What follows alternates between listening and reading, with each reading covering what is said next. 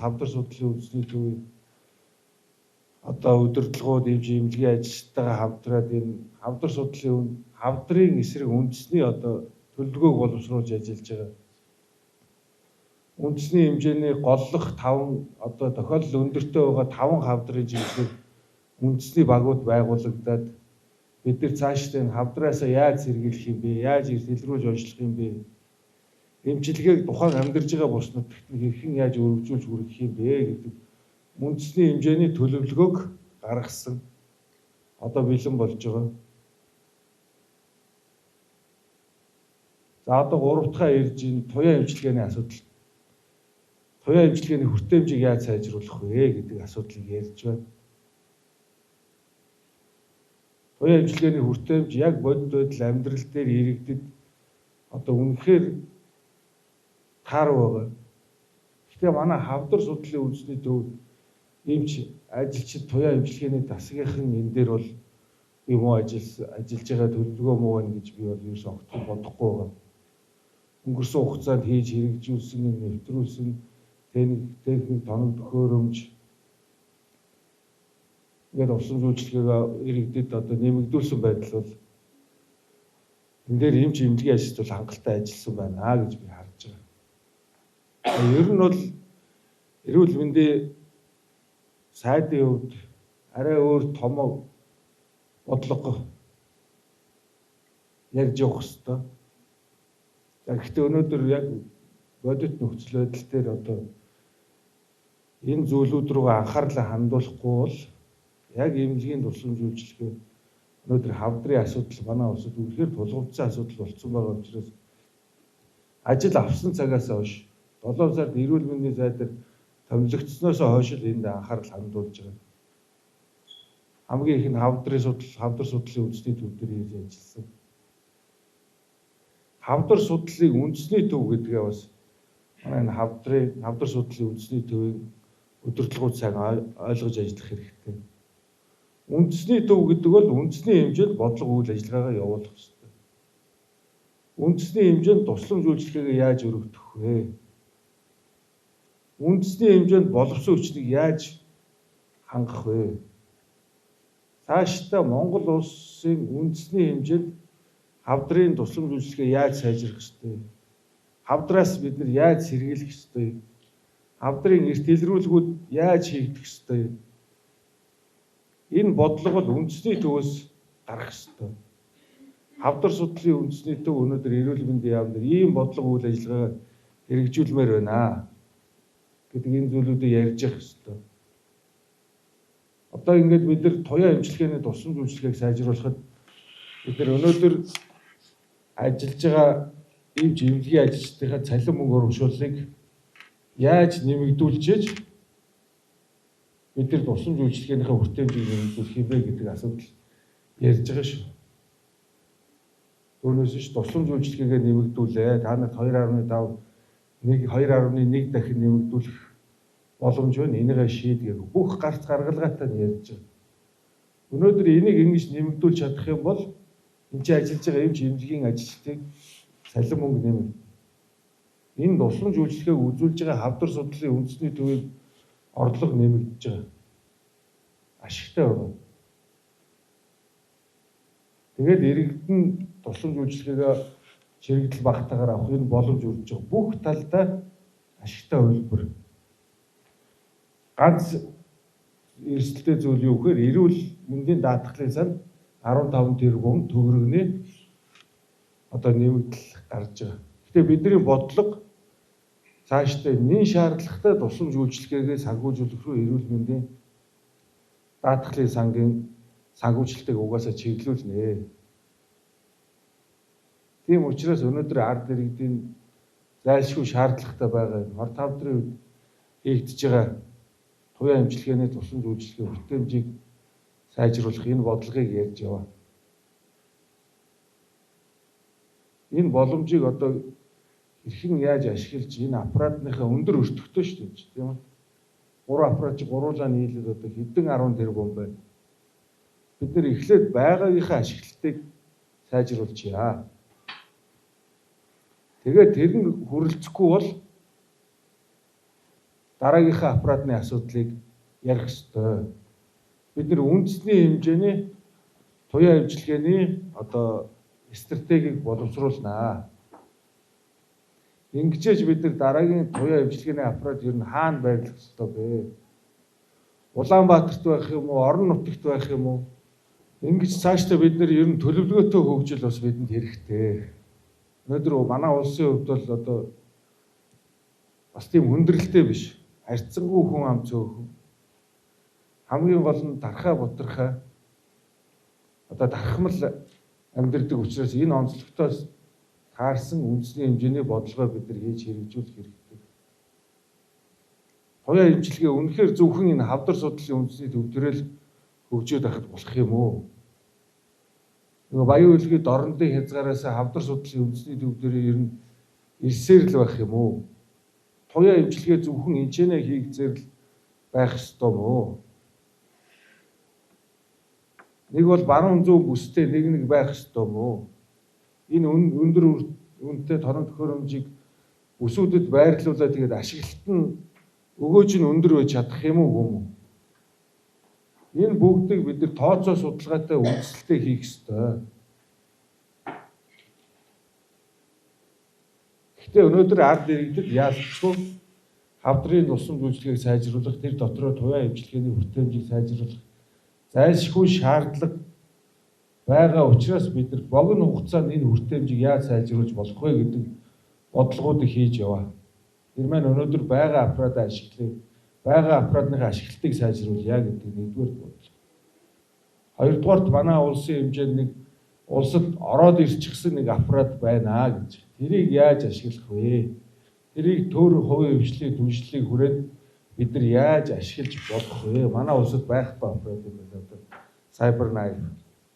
Яаж ашиглах вэ гэдэг асуудлыг ер нь ярьсан, судалсан.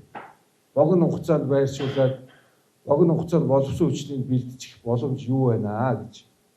Тэгэд эдгээр маань юу гэсэн үг гэхээр яаж богино хугацаанд бид нар сайжруулах вэ? Одоо нэг ч болтгой хүн дээр усан хэмжлэгийг ойртуулж явсан.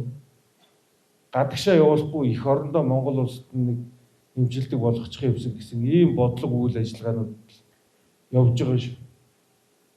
Энийг бас зарим нэгэн улсууд буруу зүрх ойлгодог зүйл байх шиг байна. Бид нэр өнөөдөр нөхцөл байдал маань хүнд байгаа. Ард иргэд маань амьдралд хэдүүлэн сайн биш байгаа.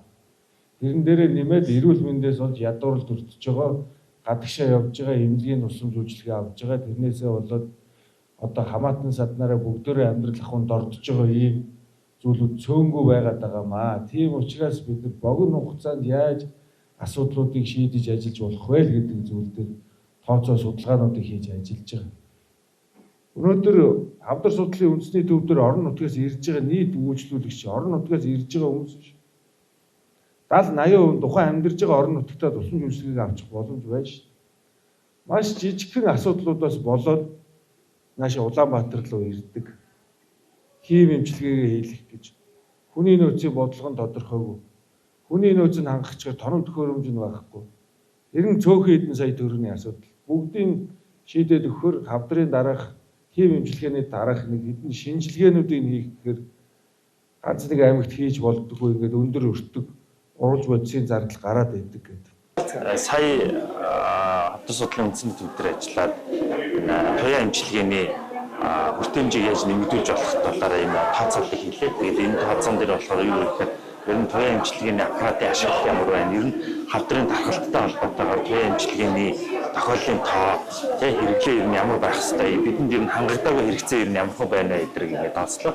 Эхний байдлаар үзэхэд бол ер нь бол энэ оншин тохирж байгаа хэрнээ тусламж авч чадахгүй байгаа хангалттай хэрэгцээ бол 19% байна гэдэг ийм нэг юм чиглэлсэн тооцоо бол гаргасан. За тэгээ одоо Монгол улсад байгаа энэ аппаратуудыг бид бүрэн хүчин чадлыг ашиглаад зөв зохион байгуулалтанд оруулах юм бол бас боломж байна гэж ерөнхийдөө ийм их эхний тооцоог танилцууллаа. Тэгээд ер нь бол эндээс үзэхэд бол одоо туяа эмчилгээний ер нь жилдээ 1000 орчим хүн хамгаалж чадчих байгаа юм байна. Тэгэхээр энийг бол бид нэг зөв оновчтой менежмент хийгээд санхүүжилтээ агшаа зөв болгох юм бол нэг 2.1 орчим одоо дахин одоо нэмэгдүүлэх бас боломж байна. За мэдээж гол асуудал бол хүний нөөцийн асуудал байна. Тэгэхээр хүний нөөц нь бол эргээгээд энэ санхүүжилтийн шинжилгээтэй холбоотойгоор энэ цалин урамшууллын тань бас уялдуулж давхар одоо гүйцэтгэлтэй нь уялдуулдаг ийм механизм руу давхар орсноор энэ бол цогцоор шийдэгдэх боломжтой юм байна. Эргээгээд энэ чиглэлд ажиллах хүний нөөцийн тоо оршихтэй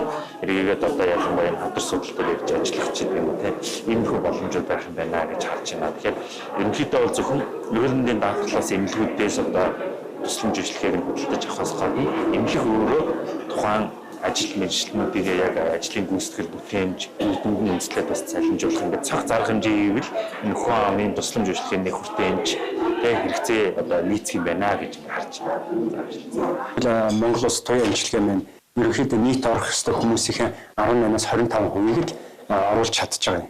Энэ нь бол тоног төхөөрөмж, хүний нөөц, бусад хүчин зүйлтэй холбоотойгоор. Тийм ч учраас эрүүл мэндийн сайдын гол гаргаж байгаа санаа юу вэ гэхээр энэ 3 аппарат байна. Гэхдээ энэ 3 аппаратанд бид нэр бүрэн дүрийг ашиглаж чадахгүй байна. Хэрвээ бүрэн дүрэн одоо илүү цагаар ажиллаад ээлжинд ороод ашиглаад улмаар хагас бүтэн санд ч гэсэн ингэ ашиглаад ажиллах юм бол биднэрт бас болцоо байна. Гэхдээ энийг та нар зүгээр дан ажил гэж шахаж байгаа юм биш ээ. Хамгийн гол нь санхүүгийн болон хүний нөөцийг нь шийдэх байдлаар ингэж ажиллах ийм шийдлүүд байна гэдэг бид бүхэнтэй хамт бид бүхэнд эрүүл мэндийн даатгалын ерөнхий газар санхүүгийн эрүүл мэндийн яамны санхүүгийн дарганаар болон тэр тооцоолыг хийсэн хүмүүстэй хамт ирж энэ тооцоолыг танилцуулж байна. Тэгэхээр Монгол улсад туяа эмчилгээ хөгжиж олон жил болж байгаа. 60 гаруй жил болчихлоо. Тэгээд энэ 60 гаруй 65-6 жилийн хугацаанд туяа эмчилгээний хөгжил бол сүүлийн 4 жилд эрс хурцтай хөгжлөө. Тэгээд энэ шугам хурцгуурын Монголд нэвтэрсэн үр дүнд Монгол Улсын засгийн газар төсөл хөтөлбөрүүд хэрэгжүүлсэний үр дүнд бид хүн одоо 3 шугам хурцгууртай трибунтэй болчиход байгаа. Тэгээд сүүлийн 4 жилд бид нэг дэлхийн хэмжээнд бодит эмчилгээнүүдийг орууллаа. Хамгийн гол нь энэ олон хүнд бид бүхэн туяа эмчилгээг яагаад хүргэж чадахгүй юм гэхээр бид бүхэнд физикч техникч гэдэг энэ мэргэжилтэнд дутж байгаа юм. За энэний цаад шалтгаанууд нь юу гэхээр нэгдүгээр физикч бэлтгэл болсон байна. Хоёрдугаар техникчтэй улсын эмнэлгүүдэд цалин багваатай холбоотой. Тэгэхээр сайтын зөвшөөрж байгаа гол санаа бол цалин яаж дэвшлэх вэ? Цалин яаж бий болгох вэ? Энэ хүмүүстэй цалингийн гүйцэтгэлээр нь болгох ямар болцоо байна вэ?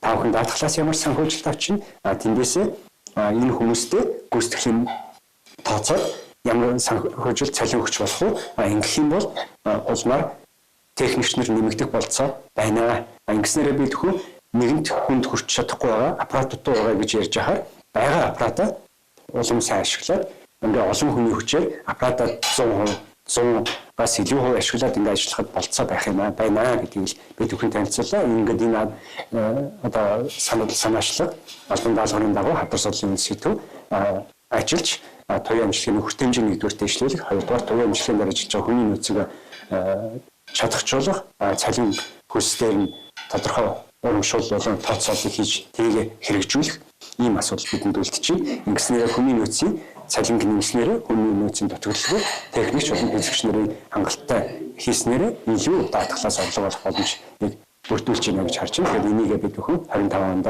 бийнэ. За та бүхэн бүгдээрээ мэдж байгаа байх. Хавдар судлалын үндэсний төвдөх туяа эмчилгээний тасаг нь бол туяа эмчилгээний тусламж үйлчилгээг хавдартай өвчтнүүдэд одоо улсын хэмжээнд үзүүлдэг.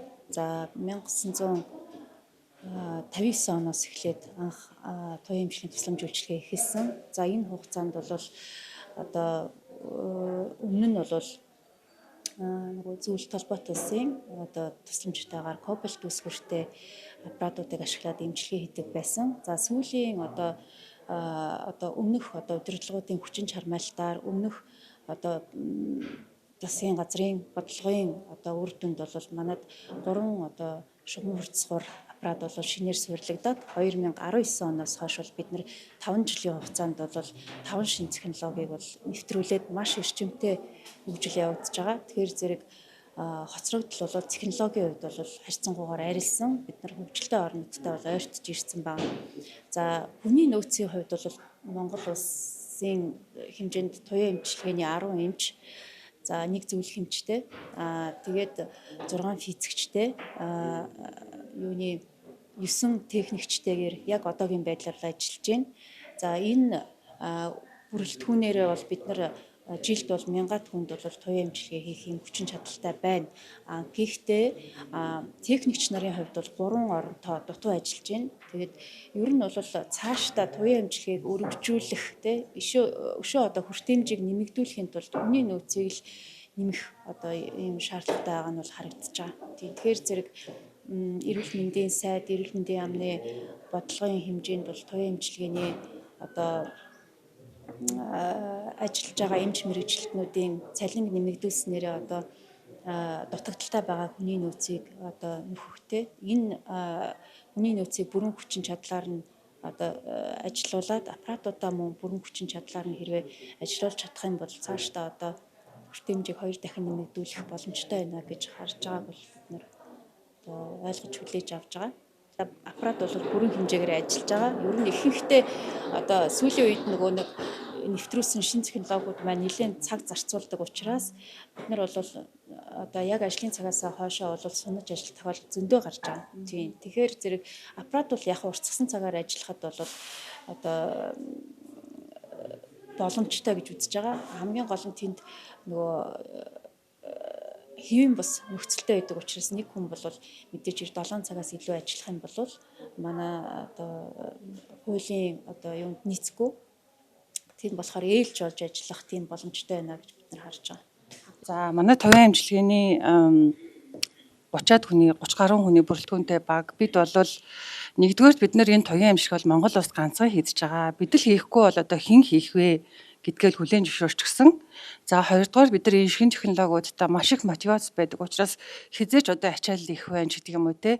Хизээч одоо хүндрэл их байна гэж үзэхгүйгээр аль болох хүмүүсээ чадлаараа хичээгээд одоо чадлынхаа төвшөнд эмчилгээ авч байгаа. Бидэрт өдөрт бол дор хаяж 1-2 цаг бол илбэг илүү ажилдаг. Хавдар судлалын үндэсний төв хавдар хөнгөө болсон байхад бид нар ажиллаа хийж л байдаг. За тэгэхээр үнэхээр энэ одоо хүлээлтлийг багасгая, хүртээмжээ нэмэгдүүлье гэж байгаа бол одоогийн байгаа тоног төхөөрөмжөө бүрэн хүчин чадлаар нь ашиглая гэж ярьж байгаа нь бол зөв санагдчихээн. Тех боломжтой. Гэхдээ энэ дээр юу асуудал байгаа юм гэхээр хүний нөөц дутагдaltaй байгаа гэдэг. Өнөөдөр бид нар 2 ээж зохион байгуулж ажиллая гэхээр биднэрт яг энэ байгаа оронтой даабалцсан хэмжээний хүний нөөц хэрэгтэй байгаа юм л та. Яг одоогийн байдлаар техникч хэл 3 дутагдaltaй. Бид нар сүүлийн 3 жил ажиллаж байгаа. Бүтээгдэхүүнтэй гарсан техникчээ урьж авчираад одоо ажиллаад өгөөч гэдээ ажиллуулж байна. Хүн олъё гэхээр олдохгүй байгаа. Яг улсын хэмжээнд физикч бас бүр дутагдaltaй тий. Нэгч төгсөлт энэ жил хэд байхгүй шүү дээ. Ер нь бол тэгэхээр хүний нөөцийн дутагдлын асуудлаа шийдэх ёстой хамгийн ихэнд хэрвээ хангалттай хүн хөөж орон дотоо болоод явах юм бол 2 ээлж зохион байгуулалт бол асуудал байхгүй.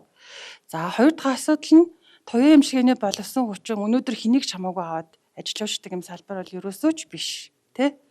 Маш нарийн сургалтууд хийж нөгөө хүнийгээ нэлээд сайн сургаж ижил энэ туяа эмчилгээ хийх боломжтой болдог. Ялангуяа физикчийн хувьд тий цөмийн технологиор төгсчөөд тэгээд эмнэлгийн нарийн мэргэжил эзэмснэхээр доор хаяж 2 жил нэг нэлээд сайн нухчиж аваа хөрхөн гараас гардаг байхгүй юу? Эмчийн хувьд ч гэсэн адилхан. Тэгэхээр энэ сургалтын асуудлуудаа бас шийдэх хэрэгтэй болох байх гэж бодож байгаа. Тэгэхээр одоо мэдээж хэрэг цалин мөнгө нэмэгдээд те ийшээгээ туяа эмчилгээ рүү эмнэлэг рүү орж ирэх мотивацийг хүмүүст бүрдүүлж чадах юм бол боловсон хүчний нэмэж бол магадгүй. Тэрнгүйгээр яг одоогийн нөхцөл байдалд бол бид нар шинэ техникч авъя, шинэ физикч авъя, шинэ эмч авъя гэж зар тавиад хэдэн жил болж байхад ийшээгээ одоо айгүй их ачаалттай байна, айгүй их төвхтэй байна гэд орж ирэх юм бол алдахгүй байхгүй. Жишээлбэл сүүлийн 5 жил гэхэд бид нар 4 физикч алдчихад байна. 2 нь 10 жилийн туршлагатай байсан. 2 нь 2 жил ажиллаад овоо очроо олцсон байсан. Ерөөсөө цалинтай холбоотой асуудал үүсэж байгаа байхгүй. Тэгээ хүний амь настай холбоотой хариуцлагатай ажил хийдэг учраас нөгөө хүмүүс бас сэтгэл зүйн хувьд ч гэсэн хүнд байдаг юм байна л да. Тэгэхээр эмнэлгийн салбарт ажиллах хүмүүс олоход жоохон хүндрэлтэй байна. За дараагийн нэг асуудал мэдээж баруун бүс рүү ч юм уу, зүүн бүс рүү ч юм уу те туяа эмчилгээг тархаан байршуулах нь бол алстаа зөв. Гэхдээ туяа эмчилгээ гэдэг бол хэн хүний хийдэг юм бол биш те.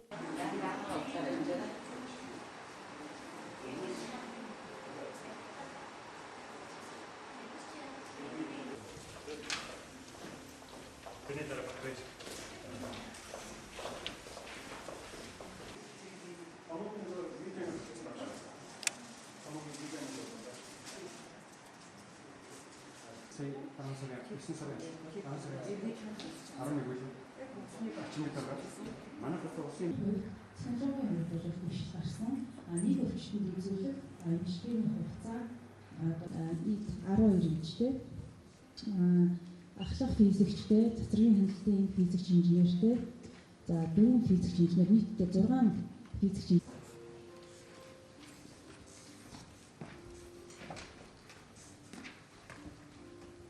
принципраа өдөртний газрын эрүүл мэндийн яамны энгийн тусламжийн болгын газрын дараа бусад мэрэгчлэнүүд, нийгмийн эрүүл мэндийн даатгалын ерөнхий газрын мэрэгчлэнүүд та бүхэндээ болон хамт олон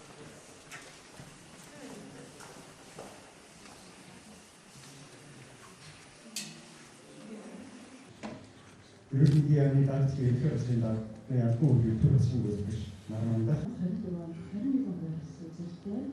За энэ оранж өнгөөр болохоор хоёр эрүүл мэндийн яамны энгийн тусламжийн болгын газрын мэрэгчлэн олон нэр хүлээсэн байна. Гахалсан пэйжийн хэсэг болон за гээд хотын төсвийн тавхыг зөвхөн ерөнхийдөө баймаа пэйжийн санхүүжилт гэдэг сэтгэлийг тавьна. Түүний дараа эрүүл мэндийн сайд үйлчлэгчдийн дотор хавдрын байрлалаар нь авч үзэх юм бол за өмнө нь бол 2024 оноос хойш бол амжилттай итгэх хэмжээнд Түүхний хавдар нэгдүгээр орж ирсэн 27.2%-тай. За дараа нь бол эмэгтэйчүүдийн тэр дундаа умаа үзүүний хавдар ирж байгаа нийт 4 солилгчтай 2 туслах солилгчтай үйл ажиллагаа явуулж байна. Манай тасгийн үйл ажиллагаа бол 8 цагаас тасгийн амжилттай үзлэг бол 2021 оноос эхлээд тасралтгүй өсөж байгаа. 2023-24 оны үеж байгаа. За зарим төвийн эмчилгээний тусламжийн зүйл 22 дахин 3.5 дахин өссөнтэй холбоотой юм гэж нөгөө эмчилгээний өмнө хийсэн эмчилгээний бодлого ийм хэлбэрээр за 2022-аас 2024 оны динамикийг харж байна. За 2000 онд 923 эмчилгээ орсон байна. За үүнээс бол за тийм хүмүүс бол байна. Зарим хүмүүс бол одоо өөрсдийн хувийн одоо асуудлаас болоод ирэхгүй ингээд би хойш гэдэг ингээд 2-3 хойш нэг өдөртөө орж байгаа байгаа. Сосалтай эсвэл одоо хүн болохоор нийтдээ бол 3850 үйлчлүүлэгчийн 972 нь буюу одоо за ингээд 2024 оны 4-р сараас одоо Аймарт Вимарт гэдэг технологиг одоо даатгалаас санхүүжүүлээд эхэлсэн. Чинь нөгөө Cobalt гэдэг продын үеийн хийжсэн сеанс 1000 гарч ирсэн байна. Ингээд шинэ технологи нэвтрээд ирэнгүүт эргээгээд тэрний хагтаагүй байна гэсэн юм цул харагдаж байна. Тэгэхээр ерөнхийдөө бол бид нар бол яг зөвхөн ирж байгаа талаас гадна цаана одоо Монгол улсын хэмжээнд ганцхан анхаарахаар бид нар дэд үтсийн үзүүлэлтүүд бол айгүй өндөр байгаа хэрнээ яг нарийн нийт шаардлагатай үйлчлэгээний хангалтууд өөрөө одоо хангалттай биш байгаа байна. Чинь 2021 оны 3 дугаар сараас 3 дэх туяа эмчилгээг одоо даатгалаас санхүүжүүлж ирсэн байна тийм. За ингээд их үе За баярлалаа. Үйлчлэгийн инженерийн Монгол улсын эмчилгээний 26%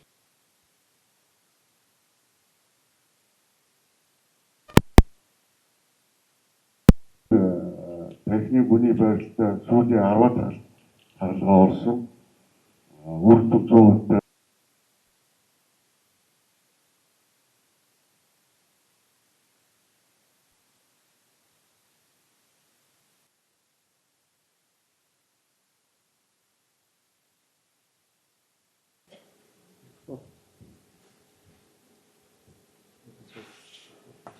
Ийм асуудал гарсан байгаа. Энийг яг тодорхой болгож боломж байгаа болов уу?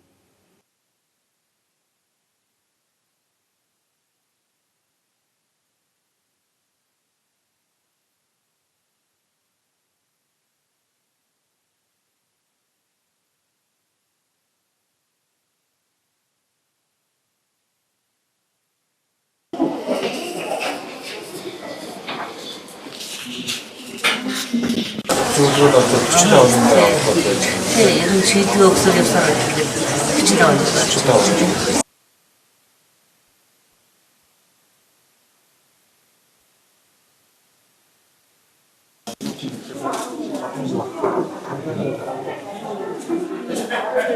Сарын сар явж одоо сар нэг зүйлүүд нэг юм бодох юм бол дахиад